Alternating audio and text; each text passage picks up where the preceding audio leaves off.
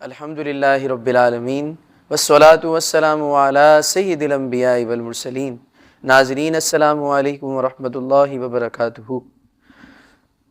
آپ جانتے ہیں کہ شرعی مسائل کے سیشن میں ہم ایک سوال لے کر حاضر ہوتے ہیں۔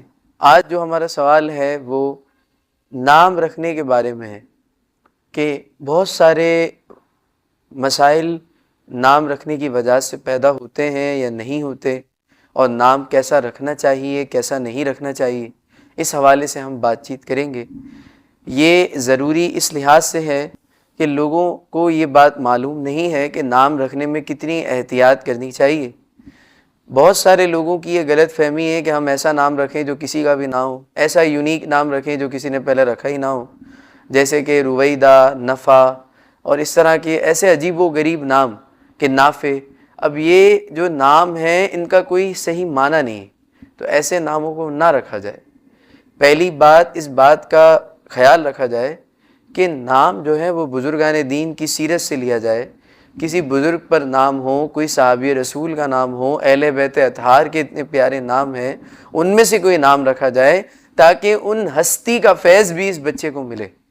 اور نام رکھنے میں جو دوسری احتیاط ہے جو بہت ضروری ہے وہ یہ ہے کہ فاروق اعظم فرماتے ہیں کہ نام ایسے رکھو کیونکہ نام کا اس بچے کی پوری زندگی پر اثر ہوتا ہے، تو نام سوچ سمجھ کے رکھنا چاہیے، ڈائریکٹ نام نہیں رکھنا چاہیے۔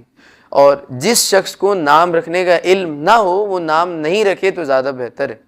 اب میں تیسری بات کی طرف آتا ہوں جو بہت ضروری ہے، پھر ہمیں کیا کرنا چاہیے نام رکھنے کے بارے میں۔ سب سے بہترین طریقہ یہ ہے عالم دین، کوئی مفتیان کرام ہو جو اس بات کو بخوبی جانتے ہیں نام رکھنے کے علم کو، تو آپ ان سے رابطہ کریں، ان سے پوچھیں کہ اس بچے کا کون سا نام بہتر رہے گا جو اس کو چلے گا، وہ نام رکھا جائے۔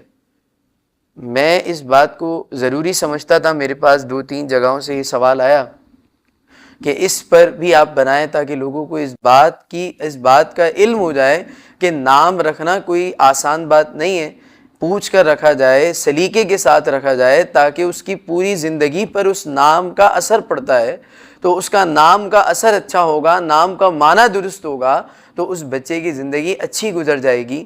اور ویسے بھی احادیث میں اس بات کو بتایا گیا ہے کہ بچوں کے نام اچھے رکھو کیونکہ ان کے ناموں سے قیامت کے دن ان کو پکارا جائے گا۔ اور پھر محمد اور علی، ان ناموں کے بارے میں تو واضح طور پر حدیث میں لکھا ہے کہ جس بچے کا نام محمد رکھا جائے گا یا علی رکھا جائے گا اور اس کو پھر بگاڑا بھی نہ جائے، یہ بھی بڑی احتیاط کی بات ہے کہ نام تو ہم رکھ دیتے ہیں لیکن بعد میں پھر نام کو بگاڑتے ہیں، تو وہ اس نام کو تو ویسے بھی بگاڑنے کا بڑا سخت حکم ہے، تو وہ ایک الگ بات کی طرف بات چلی جائے گی۔ تو بات یہ تھی کہ نام اچھے رکھنے چاہیے، اور جو روایت میں پڑھ رہا تھا کہ محمد یا علی نام ہوگا، قیامت کے دن اس کو اٹھایا جائے گا کہ وہ سارے لوگ اٹھ جائیں اور جنت میں چلے جائیں، ان کا حساب ہی نہیں ہوگا۔ تو دیکھیں یہ نام رکھنے کے فضائل کتنے زیادہ ہیں، اچھے نام رکھنے کے۔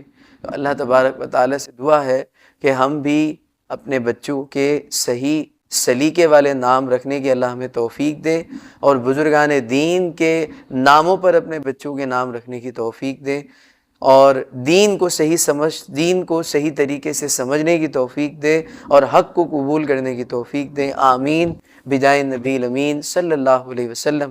انشاءاللہ نیکسٹ سیشن میں ہم نئے سوال کے ساتھ حاضر ہوں گے۔ جب تک کے لیے الوداع، السلام علیکم ورحمۃ اللہ وبرکاتہ۔